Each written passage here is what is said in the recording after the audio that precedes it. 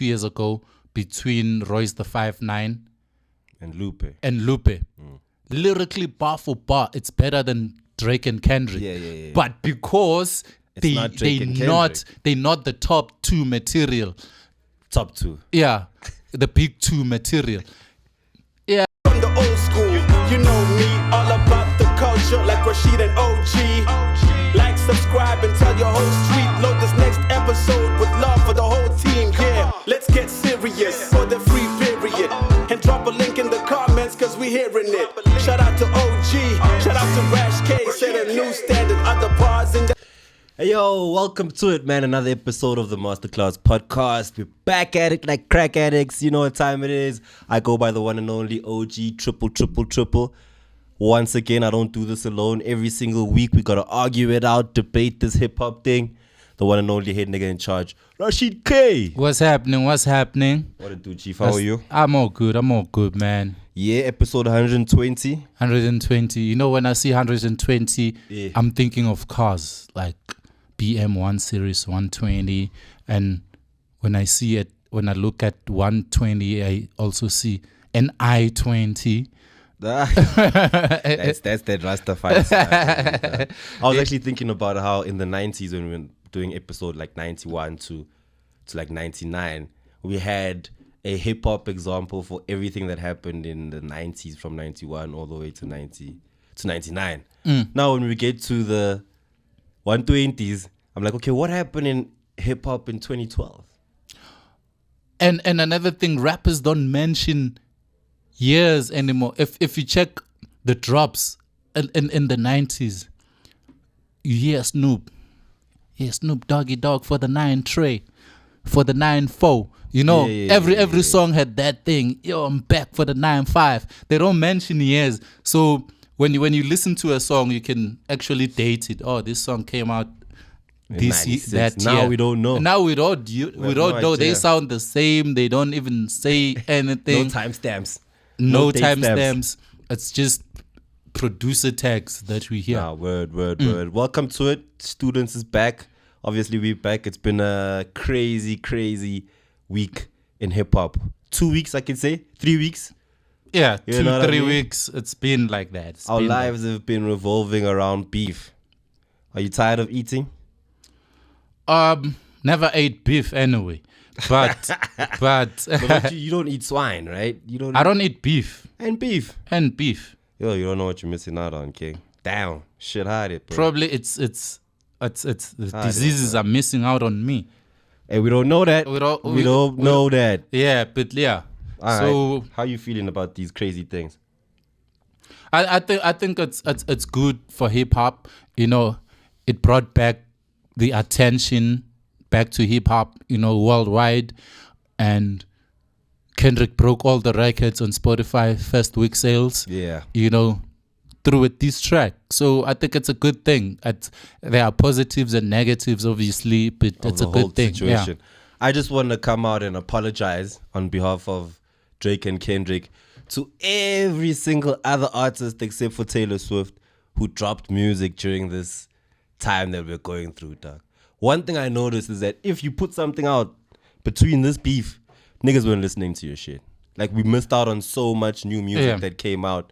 It usually happens when diss tracks drop. You know, people don't want to hear anything. I saw Chance the Rapper was trying to promote his album. They're like, no, chill. Hold up, Chance. Hold up. Anybody hold up. We want to hear your shit, but not now. Not now. It even hurt because even locally, like there were homies that dropped music last week, Friday, this week, you know, during the week, 2 weeks ago. But we missed out on so much music because of this one little thing that's happening in hip hop. Yeah. Then it just made me think, it's like, okay, if the whole world, right, is focusing on this beef right now, does that mean that hip hop from around the world is still not close to being as relevant as US hip hop? Like, are we not getting closer and closer to having hip hop be better in other places, SA included, than it is in the States? We are. Musically, we are. But brand-wise, we're not. You know, what's happening in the States, it wasn't going to be this big if it was other artists. Trust me. If it was, there was a back-to-back that happened like 2 years ago between Royce the 5'9" and Lupe. Lyrically, bar for bar, it's better than Drake and Kendrick. Yeah. But because they're not the top two material. Top two. Yeah, the big two material. Yeah, like only heads paid attention and it died down. You know, there was no crossover mainstream appeal. You know what I'm saying? So it's not. It has nothing to do with hip hop. It has a lot to do with the type of artists that are involved. Okay, so yeah, it's the same thing that happened between Jay-Z and Nas. They went on each other in their prime when the biggest artists were Jay-Z and Nas and Eminem. They're on the side trying to get into the top two. You know, it was that situation. If it's someone else who's not the talk of the town, it wouldn't trend. It wouldn't make those numbers. Maybe it might live in the hip hop space, like the Eminem, Benzino. That wasn't like it wasn't the top of the range type of beef. You know what I mean? No, but that kind of, because I've been seeing how everyone's like celebrating this beef situation in terms of bringing back the game and lifting up hip hop. And it did. And shout out to both of them. It's never happened in history that within 3 weeks you have 12 diss tracks, 6 aside, back to back. It's never happened. But now doesn't it kind of hurt the game in a way that, like I'm saying, we missed out on everybody else that dropped music. We focused on these two people for so long that every other artist must kind of feel like, what am I doing this for? I saw a post by Daylight saying it's over for mumble rappers, it's over for auto-tune rappers, because now people want to hear what you're saying. They're listening. From this Drake and thing, Drake didn't go there and sang the whole thing. He was saying something, he was rapping, you know. So now where people are mentally right now, they're on some wanna hear what's next. They listening. You're not gonna go there and sing to them like over auto-tune. No, I think it goes both ways. You know what I mean? There are some successful artists who are still gonna make it, even if they're singing, however they do it. But I'm not saying it's dead. I'm not saying it's dead. I'm saying right now. I'm saying right now, when you drop, we still on wired to that frequency of Drake and Kendrick. Now you've kind of, messed it up for a lot of artists. You know what I mean? So those fake ones, I think, are gonna have to now. They're gonna suffer a little bit. They're gonna suffer. But this is not. Gonna and it be showed. something. It showed they can't hold any weight when it comes to this with Quavo. That's the thing. With Quavo. Quavo died like knockout. It wasn't. You see, with Drake and Kendrick, it's debatable. No, Kendrick. No, Drake. With Quavo and Chris Brown, it's not even debatable. It's one-sided. It's a knockout. But now my thing is, are we going to be losing out on some certain talented artists that can do the pop thing? Are we not going to get another Drake now that everybody's listening to Lyricism? And how long is this Lyricism wave going to last before we start fucking with Taylor Swift and them niggas again? The thing is, because word on the net is Kendrick is dropping an album. Well, they're both going to be dropping. Yeah. So you know Kendrick's album. Kendrick is lyrical, He can do some commercial shit, but it's still gonna be lyrical. Yeah. And I feel sorry for whoever's gonna drop against that. That's what I'm trying to say. Yeah. Now, what do niggas do though? Like if Daylight and them are saying that mumble rap is done, and you're sitting there, you're watching what this beef is doing, shouldn't you reconsider your rap career now? Is it not time? I think it's. Here's my question. Yeah. Right? Is it not time for a lot of niggas to reconsider their rapping? You know what this is?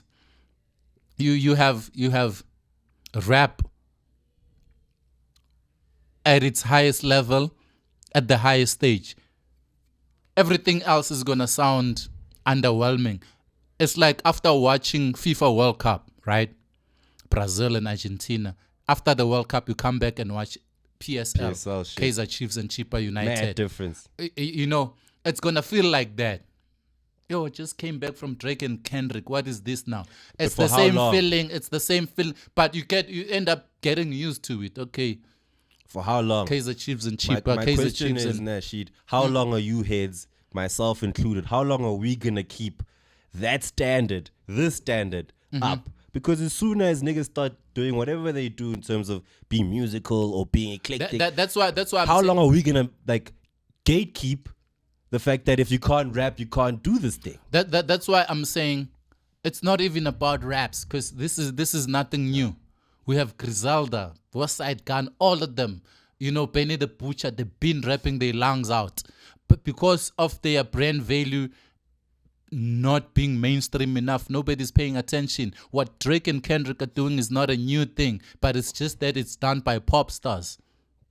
Then niggas must just make that the pop star level. Then I think, you know what I mean. But yeah. I don't see it happening anytime soon. But people who are not connected to the culture, who are not grounded to the culture, they see this as a new thing. But we know there's Royce the 5'9", there's Westside Gun, there's Griselda, Benny the Butcher, all them cats been rapping their lungs out. They've been doing like lyricism on the highest level. Just because we are being force-fed this pop shit of Drake and whoever the top three is, we think, yeah, this is it. This is new. It's never happened before, but it's happening every day. I hear you. And for me, I would like to now see new artists that are coming into the game have the ability to do what Drake and Kendrick did.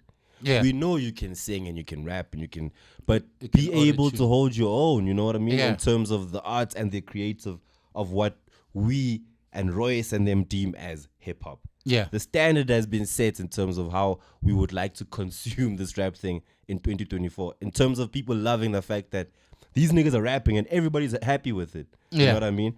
Now, if we can keep that up, I think then we can have new young artists who come into the game, who come in rapping. Not coming in mumbling or singing, but coming in rapping. And then later on. Let's make it exciting, man. Like, because usually, I said this before, a lot of lyricists, they're very limited when it comes to beat selection. They always choose boring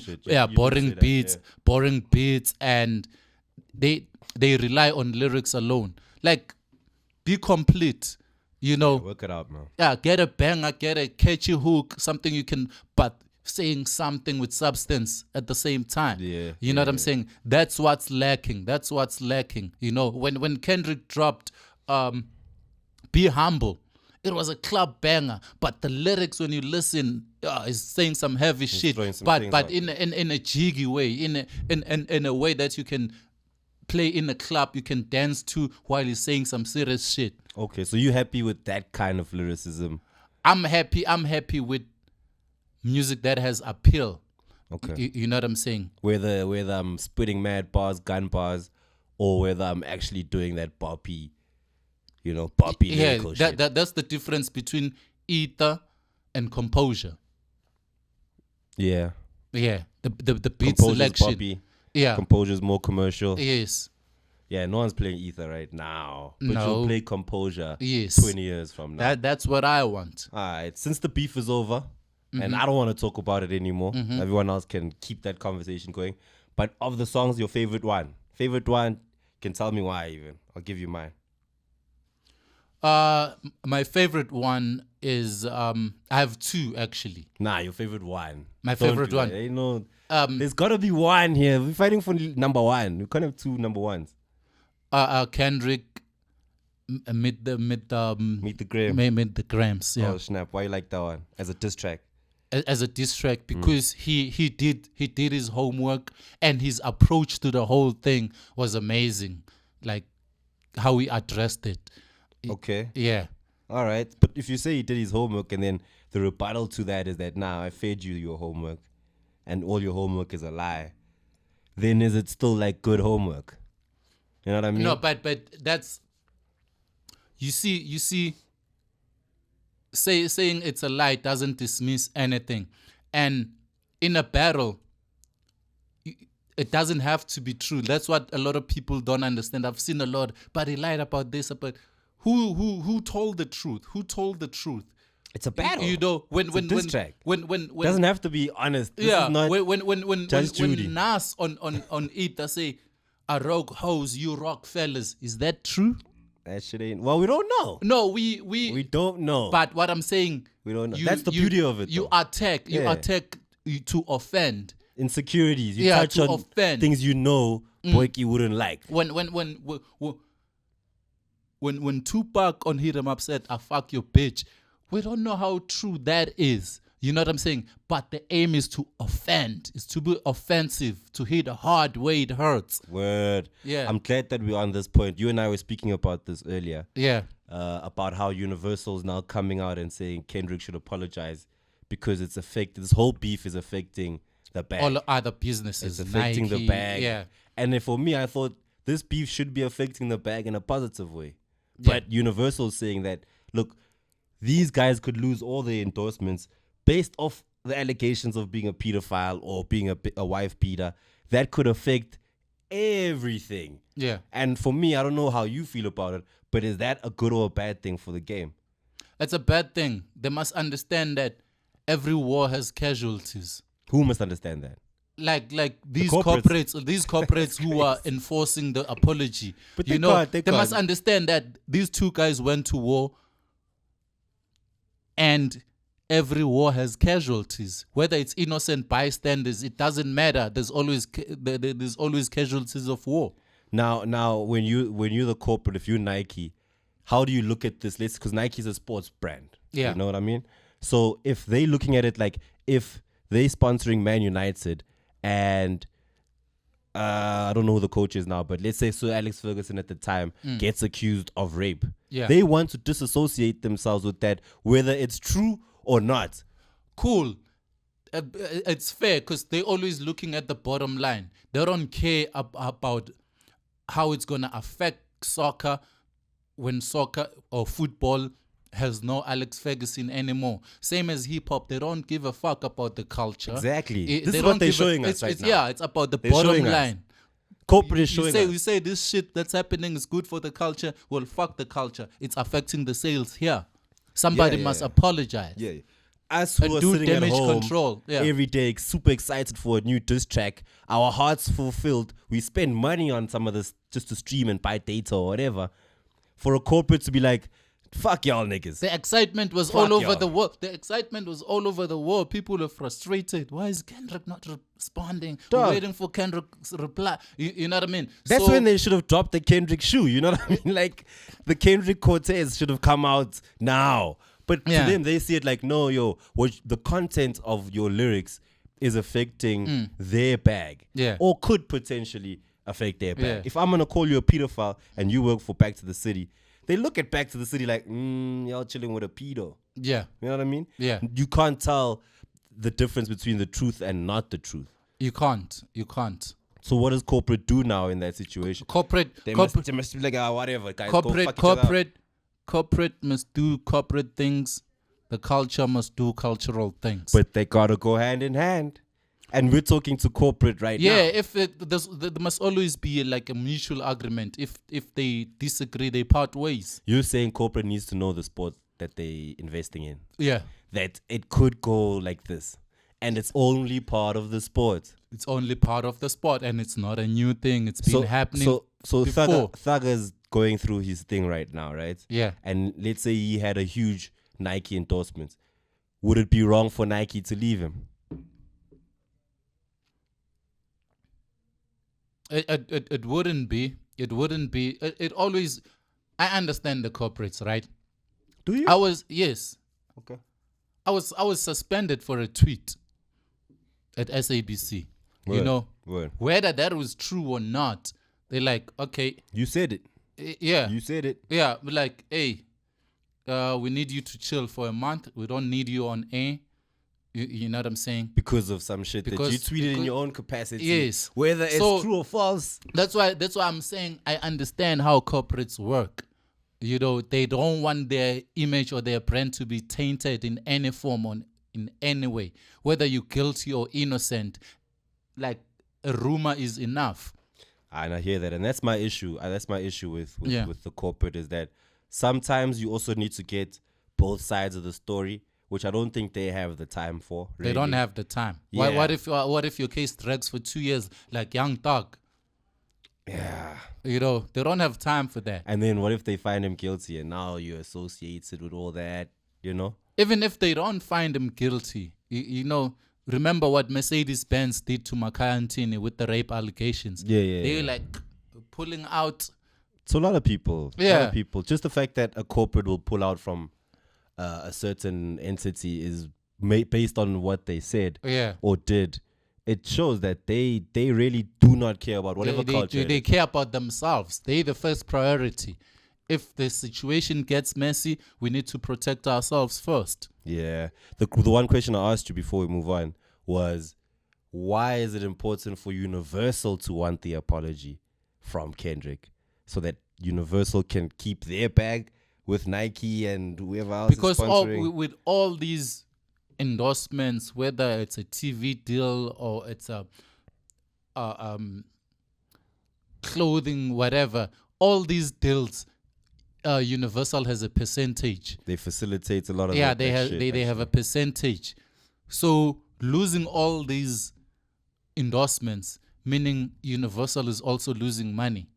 Oh, snap. So what can put that to rest is Kendrick coming out saying, I was just rhyming. That's not true. Gotta love hip hop, man. You gotta love hip. Like, we're literally chilling in a position where we're talking about a suspected pedophile and a suspected wife beater, and everybody's fine with it. Yeah, but it's gonna start some fire. Everybody's cool, though. It's gonna start some fire. It took one person. That's crazy. It took one person to say, "Hey, did this to me," and then open the floodgates. We don't know how many people are gonna come out for Drake and say, when I was 16, I slept with Drake. Fact. We don't know that. We don't know. So it might open the floodgates of something else. All right. Fuck the corporates for that, though. Y'all should know the sport. Know the sport you're dealing with. No, that's all my side. I don't know if anything caught your eye this week before we get into class. No, I'm good, man. Right, open up, hit the bell there, and Kuli.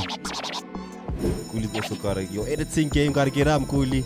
Gotta tell him. Kuli is lazy like a motherfucker. Well, man, what's on your mind, Tagi? What you wanna student us up on? Yeah, but we still somehow on the same topic. What? That has hip hop, when it comes to music, reached the ceiling? Because besides diss tracks, what else would get us that excited when it comes to hip hop music? I like that you say this, dog, because I've had this fight with you on one of the episodes, and I've had it with Reason as well when I bumped into him, and it was based off the question that I asked, and I answered it because this is how I feel. This is my opinion. Yeah. And it goes back to, has hip hop reached its ceiling? I don't think there is a ceiling to hip hop. You guys, just that people are lazy to think. You guys can go crazy with this thing, right? I just feel like generally your music doesn't matter anymore. You know what I mean? I've said this before. I feel like people who are out there every day in studio making music, hip hop, niggas don't care anymore. Niggas don't care about your story that you have to tell me lyrically. I don't give a fuck. You know how you know that? Mr. Morale and the Steppers. Like I see people going back to listen to that album now, but that was so much storytelling that at the time it flew over people's head because they didn't understand it. Now that they understand where that comes from, they want to now go and consume it. Now it's like, does that nigga's music even matter? It's not, like I said before, it has nothing to do with the music, but the abundance of music that we have, the music that's been released every day, with the attention span. You know what I mean? Like, you can't keep up. You can't listen to the same song or the same album over and over, because there's something new tomorrow that you need to pay attention to, listen to. Before you even finish that album, there's another one dropping. You know, that's why I'm saying, before the age of the digital age, you'd wait for 3 months to cop a CD, saying they would advertise like, yo, August the 4th, the Wu-Tang is coming. You know, everybody would be waiting for that. But now, if someone can say, I'm dropping in August, there'll be like 500 albums out before that August. You know, so it's not about the music. It's about, okay, let me give this a listen. What's next? You know, that's why the graph is like this now. It's from high to low because they listen. You get the most numbers on your first day and your numbers keep dropping. You know? Exactly. While back then, you'd go up. An album would go gold after 6 months or after a year because first single, people are jumping into it. Second single, people are going back to it. Music video, radio, all that type of videos. By the time you reach the fourth single, the album is platinum, is certified platinum. You had all the time, like the whole year, to enjoy the album. So it's not about the music, it's about the era that we at. So you blaming hip hop not being at its peak on the fact that we're digital now. Everything is easier. It's not a unique problem to hip hop with all the genres. You know, they Taylor Swift will do 2 million in a week, which was also crazy. We spoke about which is also insane. Crazy in today's times. Yes, but in 2 weeks she'll be doing 100,000 a day.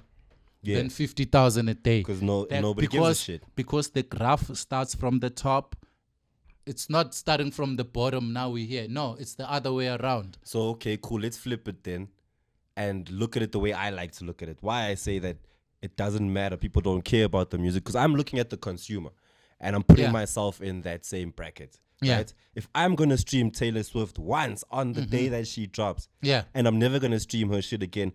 How do we expect anything to peak that way? Right now. Sorry to cut you now. Yeah. So my point with that point is that if the consumer doesn't follow and listen and actually go and you know, just follow the artist you love, bump their music. Like if you all don't come together and listen to music, so it's like this. It doesn't matter. It's like this. Now it's all about the replay value. You know what I mean? Yeah. Which is if nobody has that anymore. They do, but the difference is, every artist has core fans. The numbers differ, but when A-List drops, we're all gonna listen to that shit. Maybe on day one. On day one. Maybe me and you are gonna listen to it once, but the Slimes, which is not the same number that listened on the first day. They're going to continue listening to that. You know, with Taylor Swift, 2 million people streamed. After that, you're going to have core fans, whether it's Swifties. Whether it's 500,000 people, those are the people who are going to listen to this album every day. So that's the formula now. That's how it works. You drop something, a lot of people listen to it on the first day, including your fans and just people who want to hear what you got, who going to listen to it once. But the numbers are going to be there. After that, the numbers drop. If you're saying that's standard now in today's game, yes, I am feeling like then they still must be making money somehow. Because if there was a time where you could get your music to go from low to peak, right? And today we're going from peak to low. Yeah. Why can't they take the technology and the digital space that we have now and make it do the same thing? It's all about readjusting. Now you can drop an album while it's still the talk of the town. In 2 weeks you go on tour. As opposed to artists used to drop an album and go on tour 6 months later or a year later. Yeah. So now you can just flip that around.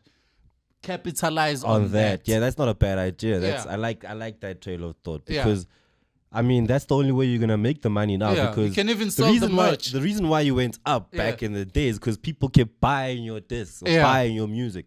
So your trend could go up, but now it's like, okay, I listened to it once. I don't have to go back to listening to it. Yeah. But it would be nice to see you perform it on stage. Yeah. Do it somehow like that. Yeah. I think if they can find maybe a balance between the two, they could make that shit work, right? So now it means artists must include touring in their rollout plan.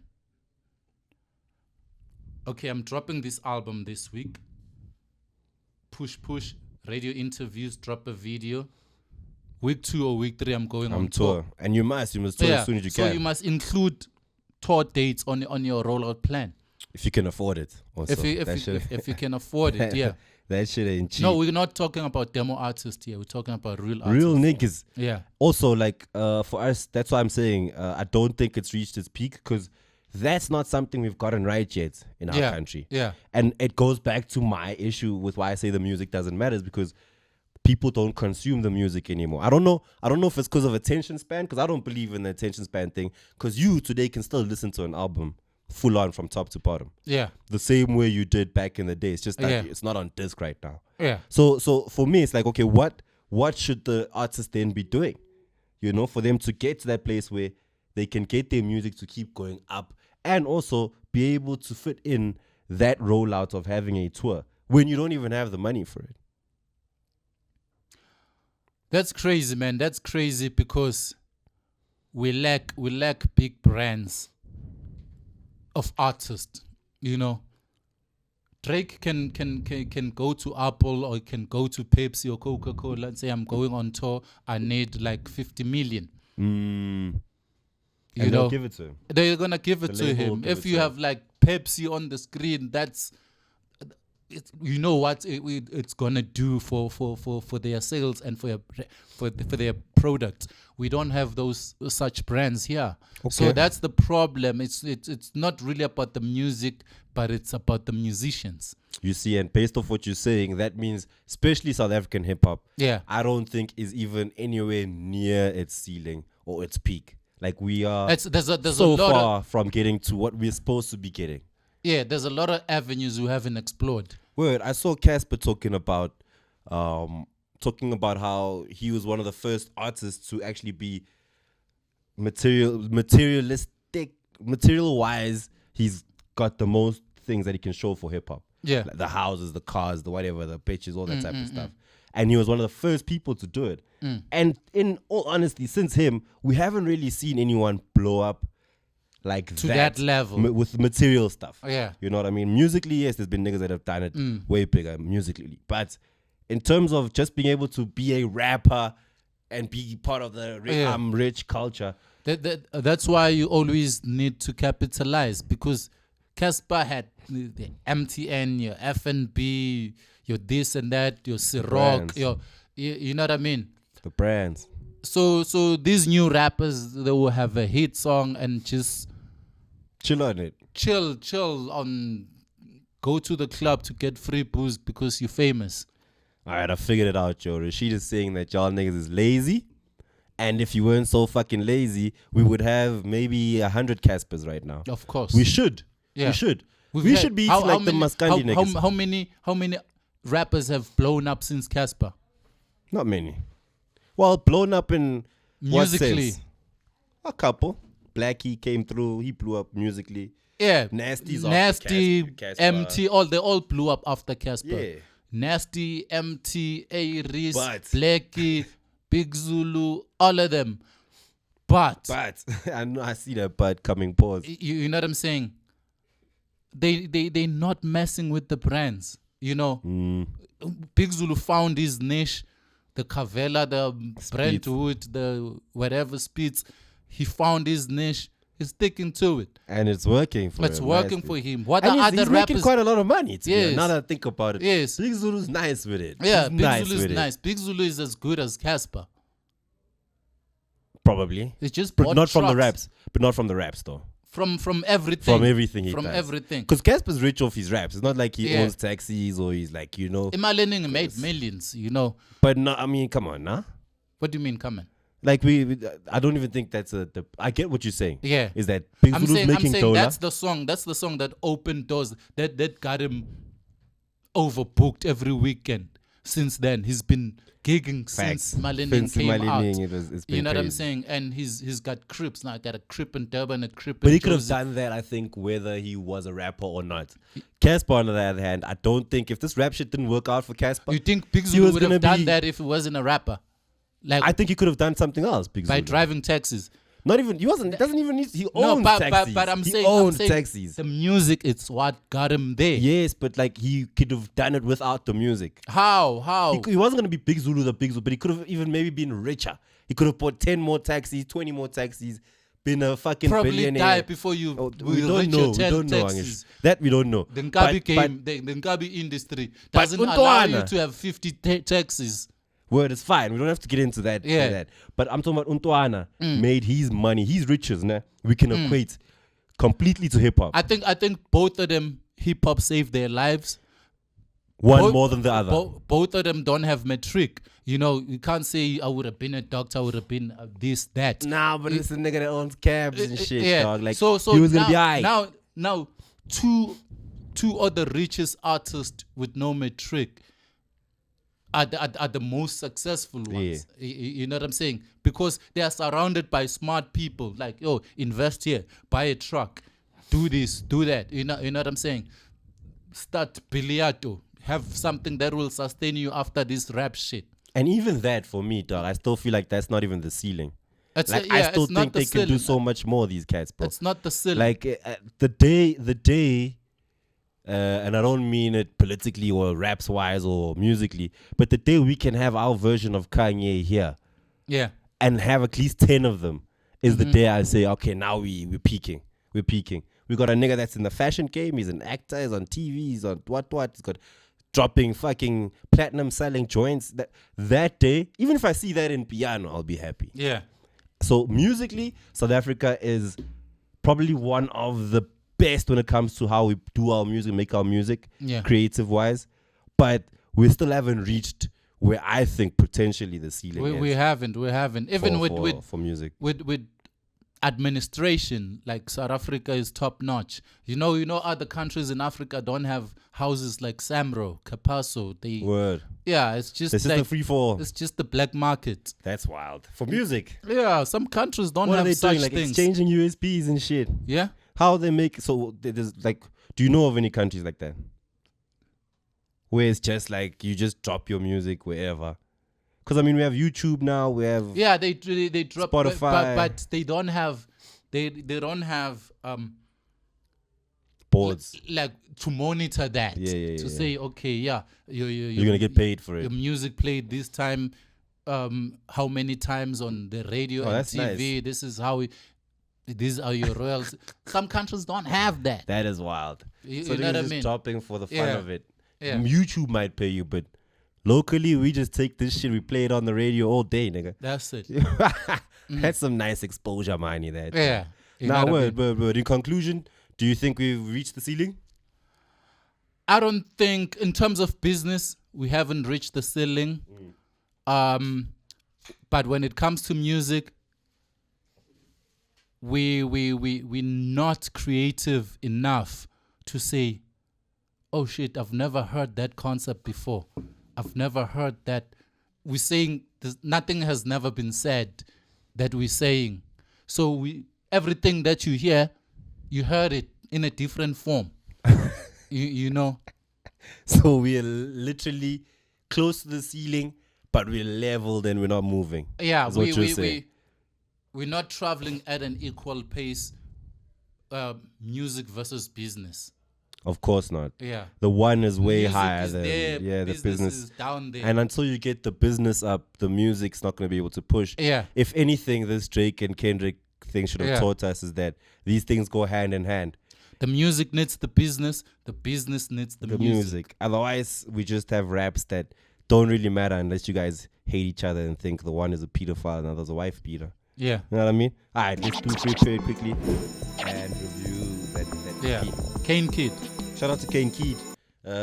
I saw him on social media, like a TikTok dude.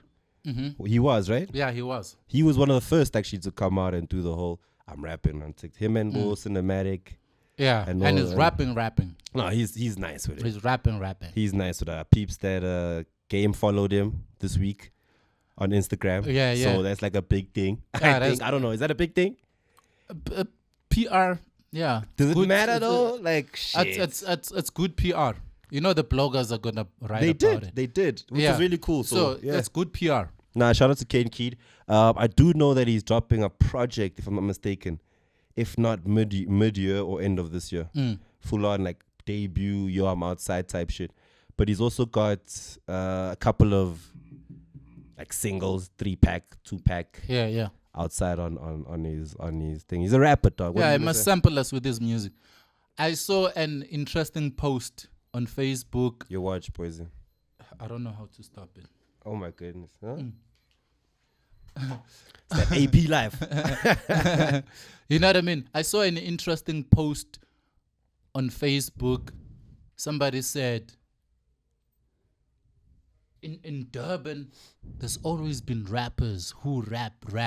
You know? Facts. Kasi rappers. Hard facts. But it's always the cheesy ones, the ones you don't even see at sessions that blow up. Yeah. You know, he even mentioned like Nasty C, Blakey. They were never there. Now Mamani and Tony Diamond.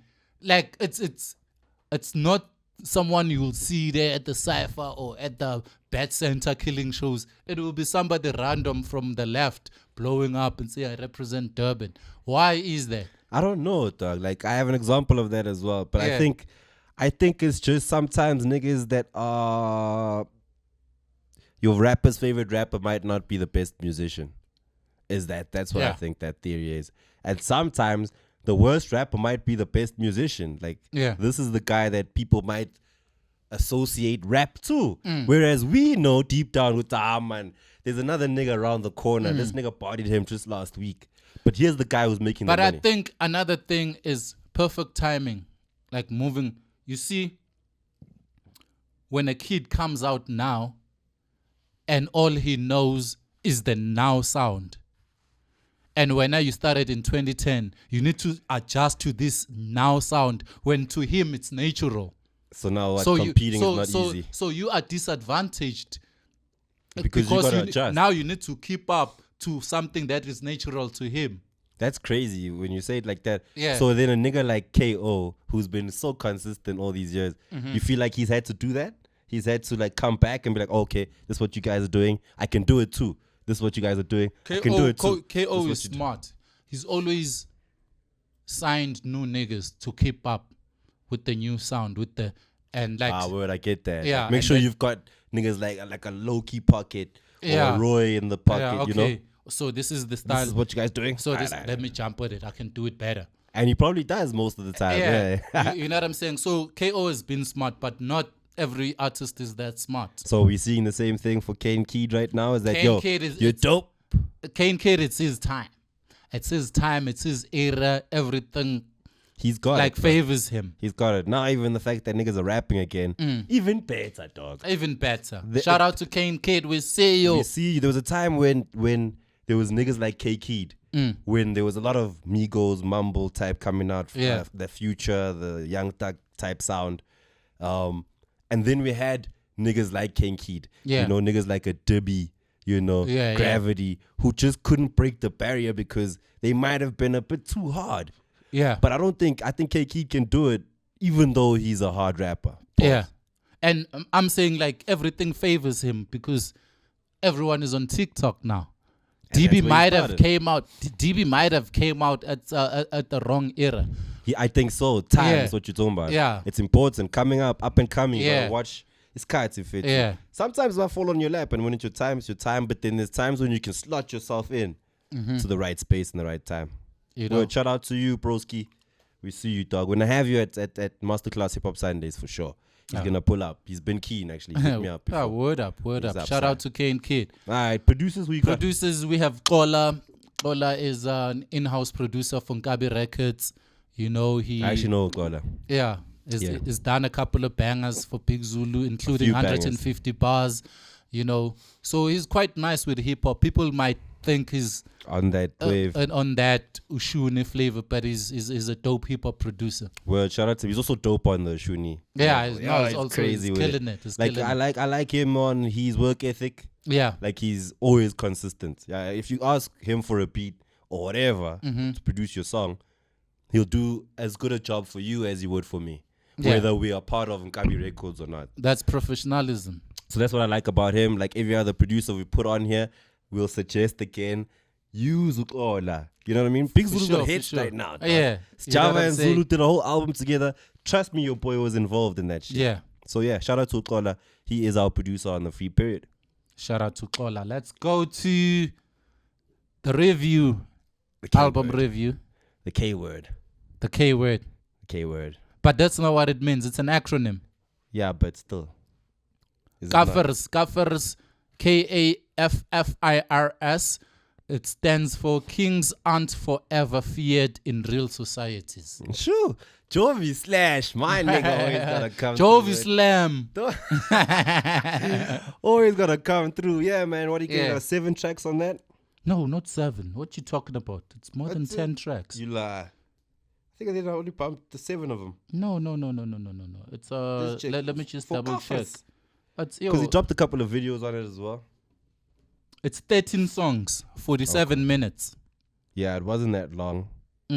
So then it's an album, this one. It's an album, yeah. Why did he dub it as an EP? Did it say? No, it doesn't say EP here. It says album. Okay. Yeah. All right. Your take on the I almost said tape. You see, in my mind, I took it like a mixtape. I didn't really actually listen to it like an album. But anyway, it doesn't matter. How did you feel about Kings? Okay. Kings aren't forever feared in real societies. Yeah, how do you feel about it? I like it. I like it. You see the first the first 5 songs go like perfectly well with the concept. Yeah. You know, the Kafar's concept that he was trying to portray, you know. Because the intro is about foreigners talking about South Africa and whatever. Coming in. Yeah, coming in to South Africa. The second track is Amakwere Kwere. The third track is Clever Blacks. The fourth track is Landless. All addressing the Kafir situation. Before he gets into the rest of the Before he started turning up and he went left. And still showed you who he is. That's what I liked about it. Yes. Like that's when it's the Newsaw and them come on. Yeah. Bavu, man, all that type of stuff. Dope tracks. And then he went back to the topic at hand, last track, Vote, where he was encouraging people, especially young people, to go vote. You know, a couple of episodes back, we spoke about how lyrically people are not influenced by lyrics. We spoke about how society is not influenced by the lyrics, but the lyrics are influenced by society. Yeah. And this is one of those albums where he sort of just reflects on what is going on and how he feels about it. You know exactly what he's talking about. You know, when you listen to his songs, you know exactly what he's talking about, and it's something you've seen, you've experienced. But no one knows how to say it, and I think he said it really well. Yeah, no, like, Jovi's a good storyteller. I love Ngiso, one of my favorites. That's my joint. Yeah, Ngiso. I love Fade as well with Pro Kid. With Pro on that. Yeah. Always got to find that hidden proverbs. You know what I mean? So yeah, he balanced it very well. It's not too preachy. It's not too conscious. That's Jovi though. Yeah, he managed to balance it with the social commentary, which is really something I feel like is necessary right now. Not a lot of people can do that. Yeah. Like I say, I don't know if people outside who listen to music actually care. Yeah. But it's good to have someone who can consciously rap about that type of shit. For me. Now that we spoke about it, they're gonna go and listen to it. Alright, go pump that, man. Yeah. Kafirs. Rate? I'm gonna give it a 7 out of 10. I'm giving it an 8 out of 10. 8 out of 10. I'm gonna give it a 7 out of 10. Shout out to my nigga Jovislash. Jovislash. You know, friend of the show. Representing He's actually Alex. one of the only artists we've had on the masterclass mic, you know what I mean? Yeah, one of the very few. So shout out to him. We got you. 7 and 8. Alex, Gomorrah. Please go pump some of that Jovis. Amaroto. Next week we need to do the Luna Florentino. Luna Florentino. The Rustenburg Shandy. The album. Prince of Rustenburg. Yes, we need to review that one. Alright. Shout out. Hit us up, comment section. Drop your music for the free period via YouTube link so we can plug and play it on the radio. Peace. We out.